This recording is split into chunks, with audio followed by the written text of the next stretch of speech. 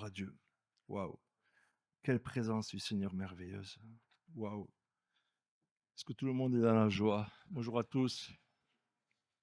Bonjour à ceux que j'ai pas vus. Ça faisait longtemps que j'étais pas là au pupitre. J'étais parti un mois sur le continent. Moi, il manquait. J'ai visité des églises, hein. J'ai visité des églises, pas mal, plusieurs, hein, que ce soit à Tarbes, j'étais à Toulouse. Plusieurs à Toulouse, à Tarbes, hein, mais la mienne est ici. Moi, il manquait, les frères et sœurs. Ça fait plaisir, je suis content de vous voir. Alléluia. On va ouvrir la parole dans l'évangile de Matthieu au chapitre 14, s'il vous plaît. À partir du verset 24. Tout le monde connaît ce passage. Jésus marche sur les eaux, marche sur l'eau. On va voir ce qui va se passer.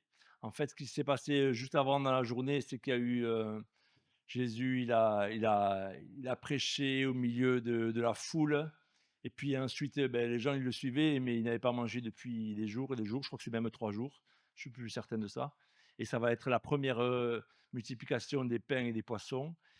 Et il va nourrir 5 000 hommes, sans compter les femmes et les enfants. Ensuite, cette histoire, on la connaît par cœur. Et ensuite, voilà, il va libérer ses apôtres et Jésus va leur dire, passez, prenez la barque et allez de l'autre côté.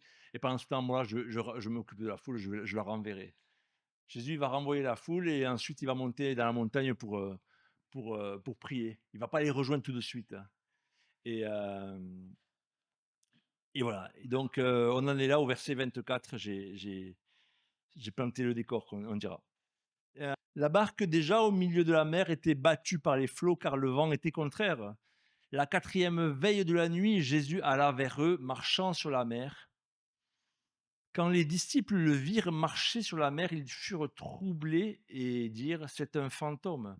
Et dans leur frayeur, ils poussèrent des cris. Jésus leur dit aussitôt: rassurez-vous, c'est moi, n'ayez pas peur.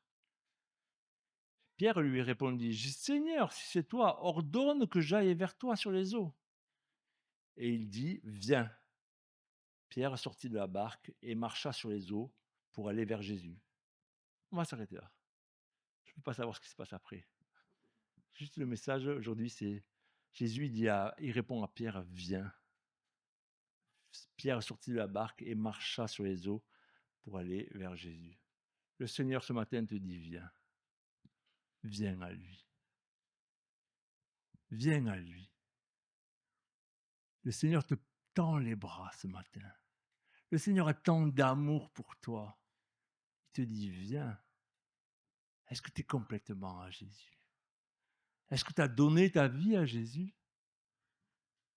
Est-ce que peut-être tu entends la première fois ce message, toi qui es ici ou toi qui es peut-être sur YouTube, tu vas entendre ce message, tu dis: viens à Jésus, simplement. Ne regarde pas ton état, ne regarde pas ta détresse, ne regarde pas ton histoire, ne regarde rien, juste viens à Jésus, donne ton cœur, libère ton cœur et dis: oui, je viens. Viens à Jésus ce matin. Viens recevoir ce qu'il a le meilleur pour toi, ta bénédiction. Viens recevoir ta guérison.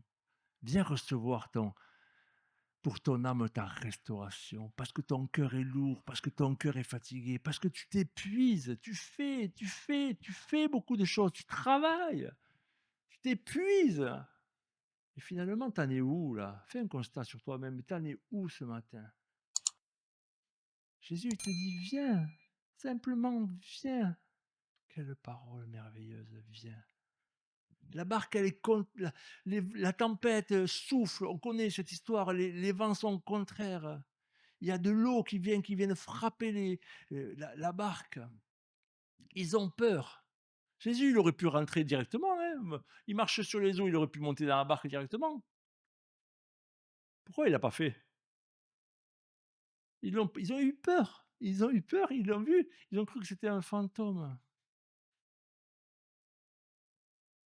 Il aurait pu directement, dès qu'il a posé les pieds sur l'eau, apaiser la mer, comme il avait fait une fois quand, vous vous rappelez cette histoire, il était en train de dormir, dans la barque, ils l'ont réveillé et un seul mot, il a pris autorité sur les éléments, il a calmé la tempête. Là, il n'a pas fait ça. Il attendait quelque chose de pierre. Il y a que Pierre, je dis Pierre, mais en fait, c'est de tous les disciples, mais il y a que Pierre qui s'est levé au final. Et donc ils ont eu peur et Pierre le plus agaillardi, le plus débrouillard, comment on peut dire? Le plus zélé, je sais pas, celui le plus téméraire. Est-ce que c'était le plus courageux? Est-ce que c'était celui qui avait le plus de foi? Pas sûr, hein, parce que peut-être à ce moment-là, plus zélé, mais plus de foi, on verra par la suite que le reniement de Pierre, hein, on va pas en parler ce soir, ce matin. Mais en tout cas, Pierre s'est levé. «Seigneur, si c'est toi, ordonne que j'aille vers toi sur les eaux». Et Jésus dit: «Viens, simplement». Ça faisait plusieurs, temps que Pierre, il marchait avec Jésus. Il avait vu des miracles, il avait vu des guérisons. Il venait d'assister l'après-midi à la multiplication des pains et des poissons. Il avait vu 5 000 hommes, plus les femmes et les enfants qui ont été guéris juste avec des petits pains et des poissons parce que Jésus a multiplié. Waouh! Peut-être qu'il a été boosté par ça et il a commencé à y aller. Pierre sortit de la barque et marcha sur les eaux pour aller vers Jésus. Le Seigneur te dit: «Viens ce matin». Le Seigneur appelle ses disciples, le Seigneur appelle ses enfants. Dans Jean, au chapitre 1, au verset 39, Jésus va appeler les premiers disciples et heu, en fait, c'était les disciples de Jean-Baptiste et ils vont voir et Jean-Baptiste va voir Jésus, il va dire: Voilà l'agneau de Dieu». Et donc les disciples vont aller vers Jésus et Jésus va se retourner et lui dire: «Que cherchez-vous?» Il dit: «Maître, où demeures-tu?» Et au verset 39, Jésus va leur répondre: «Venez», leur dit-il, «et voyez. Venez et voyez. Simplement, venez à moi. Vous verrez, vous verrez des choses. C'est à vous de vous rendre compte. C'est à vous de voir par, ce que je vais faire ou par des miracles ou même par votre vie qui va être changée. Venez à Jésus ce matin». Il va leur répondre. Et même Jean-Baptiste, il est en prison un moment et c'est, Matthieu chapitre 11, je ne l'ai pas donné celui-là. Il va demander à Jésus par l'intermédiaire des disciples qui vont le visiter, il va lui dire: «Es-tu celui qui doit venir ou devons-nous en attendre un autre?»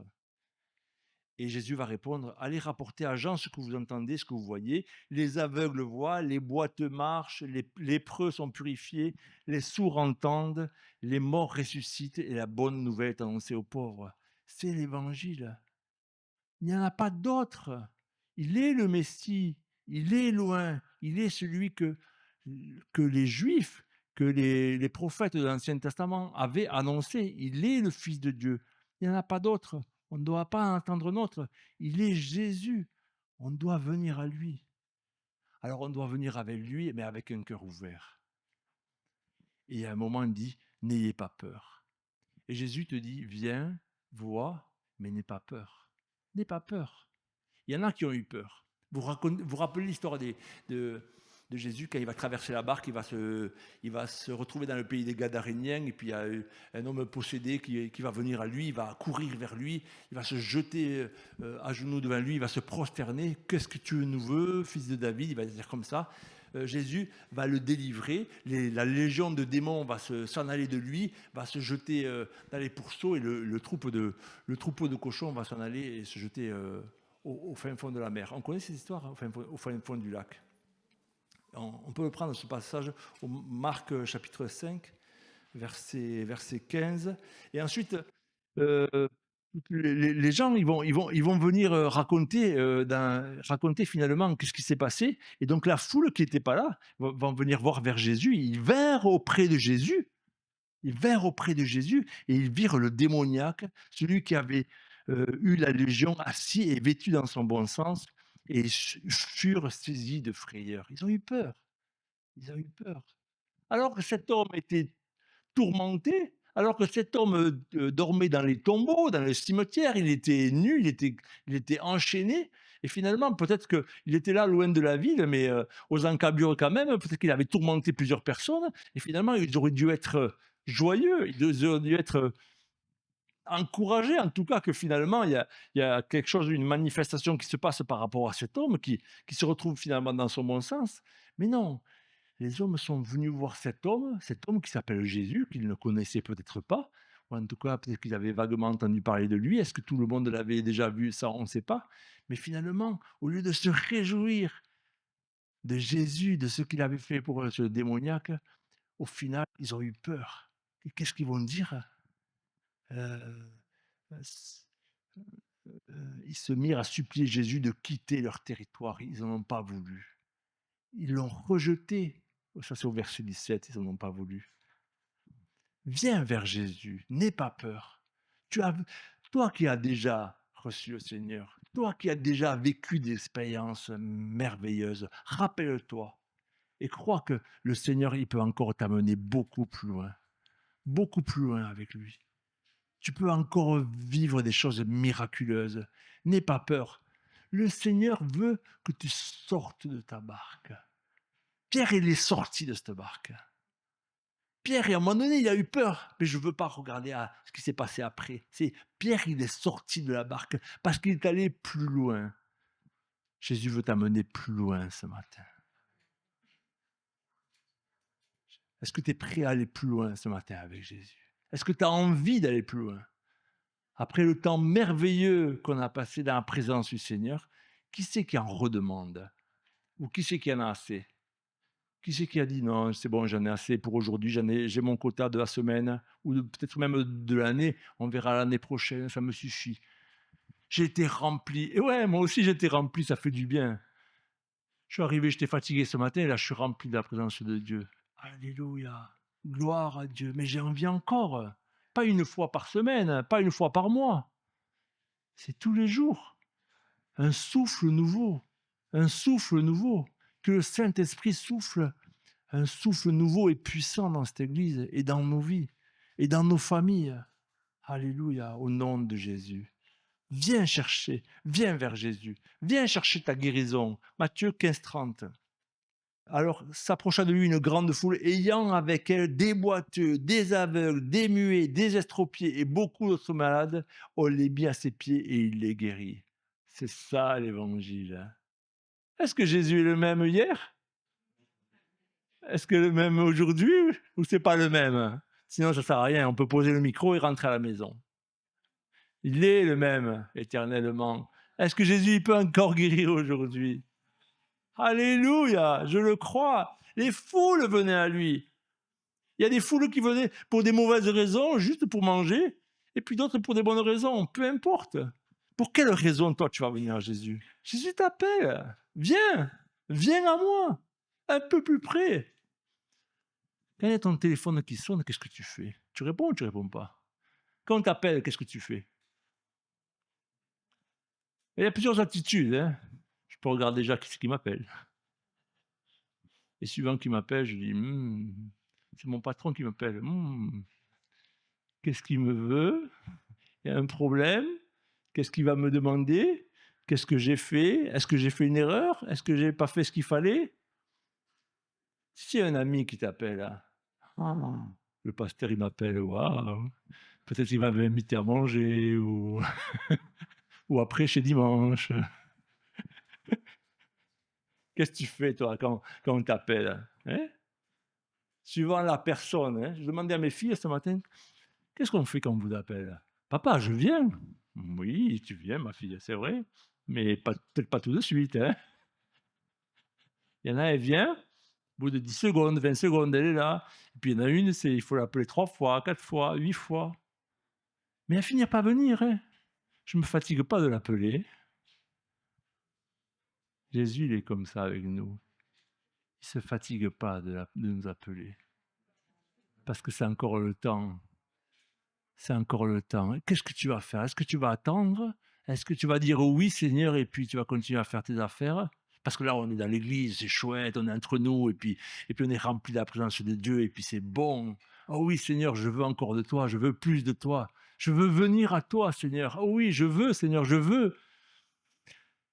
Et puis c'est demain, et puis c'est après-demain. Alors tu viens prier un peu? Alors tu viens un peu dans ma présence? Tu viens un peu louer mon nom? Tu viens dire ma parole? Qu'est-ce que tu vas faire? Qu'est-ce que tu vas répondre? Tu te lèves pour me servir? Est-ce qu'il y a des gens qui servent le Seigneur ici? Allez-y, levez la main, n'ayez pas peur. Est-ce que vous servez le Seigneur? Merci. Baissez vos mains. Est-ce qu'il y en a qui ne servent pas le Seigneur et qui veulent servir le Seigneur? Allez-y, hein. Le pasteur, il est là et il a prends un nom, pasteur. Il y a des gens qui se lèvent pour le ministère ou pour servir dans l'église. Alléluia. Alléluia. Est-ce que tu veux aller plus loin avec le Seigneur? Est-ce que tu veux être avec lui, être dans sa présence? Alléluia. Sors de ta barque, sors de la barque et viens à Jésus. Marc chapitre 2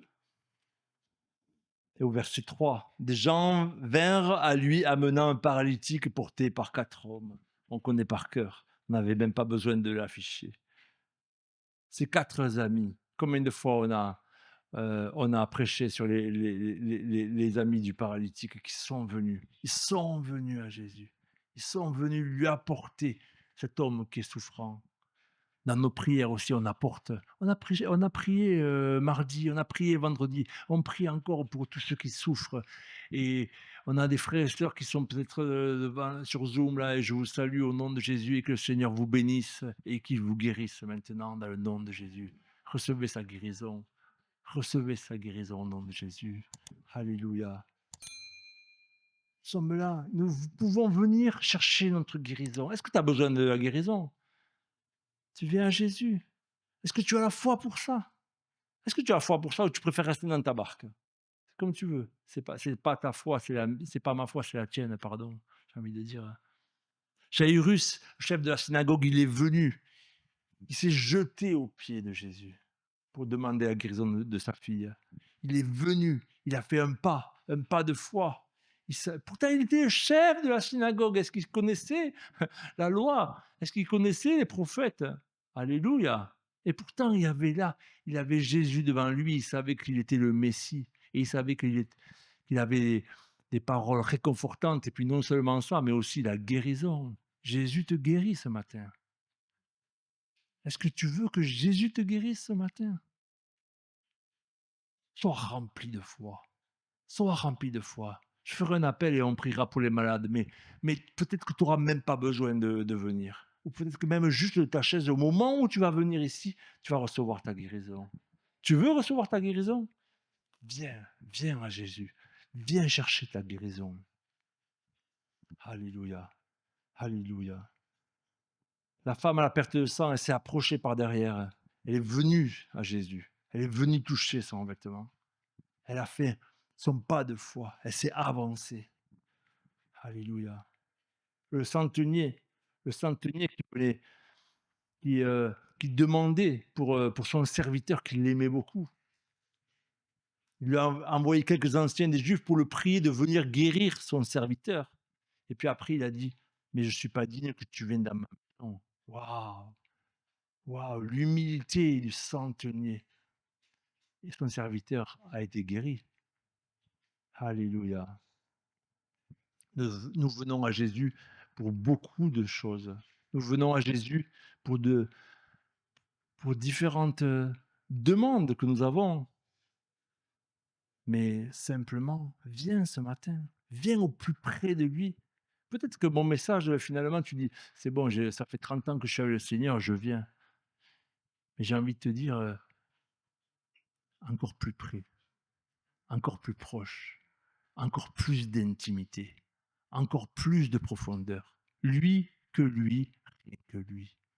Est-ce qu'il domine complètement ta vie, ma vie? Je me mets dans le lot, moi le premier. Et puis, j'ai dit tout à l'heure en introduction, des fois on se fatigue, des fois on travaille, des fois on est agité, finalement il n'y a rien qui avance. Viens te reposer. Matthieu 11, 28, Jésus va dire, venez à moi, vous tous qui êtes fatigués, chargés, et je vous donnerai du repos. Je vous donnerai du repos. Est-ce que tu as besoin du repos? Est-ce que tu es tourmenté? Est-ce que tu es troublé par le temps, par les choses qui se passent à la télé, par je ne sais quoi, ou par ton travail, par tes relations, par tes amis, par ce que tu entends? Est-ce que tu es tourmenté? Est-ce que tu es fatigué? Viens à Jésus. Viens chercher du repos. Est-ce que tu es prêt à décharger ton fardeau? Est-ce que à décharger tes soucis, à tout laisser au pied de la croix? Est-ce que tu es prêt à le faire? Viens à Jésus. Alléluia. Alléluia. Gloire à Dieu. Gloire à Dieu. Amen. Tu veux venir à Jésus ce matin? Jésus t'appelle. Qui c'est qui n'a pas donné son cœur à Jésus? Qui c'est qui veut se lever pour dire je viens pour la première fois te donner ma vie? Baissons nos têtes, s'il vous plaît. Je ferme ce premier appel. Tout le monde a donné son cœur à Jésus? Donner ou redonner? Peut-être que tu as déjà donné ta vie à Jésus, mais ça fait longtemps et tu t'es séparé de lui et tu veux demander pardon pour tes péchés parce que tu as pris une mauvaise voie. Alléluia. J'étais loin de toi tout ce temps, Seigneur, et puis là, je reviens à toi ce matin. Je reviens à toi parce que j'ai vraiment besoin de toi. Je sais que tu m'appelles et combien de fois j'ai pas décroché ce téléphone. Combien de fois j'ai dit oui la prochaine fois, oui demain, oui je sais, oui. Peut-être que aujourd'hui c'est le moment. C'est le moment où dire je me lève vers toi Jésus et je viens à toi. Je me reconnais pécheur, je me reconnais coupable et le Seigneur il te fait grâce ce matin. Là où le péché abonde, la grâce surabonde. Le Seigneur ne te juge pas ce matin. Les frères et sœurs ne te jugent pas ce matin. Il n'y a aucun esprit de jugement ce matin. Simplement, je me lève de ma place, je fais un signe et je reviens à toi. Je reviens à toi, Jésus. Je te demande pardon.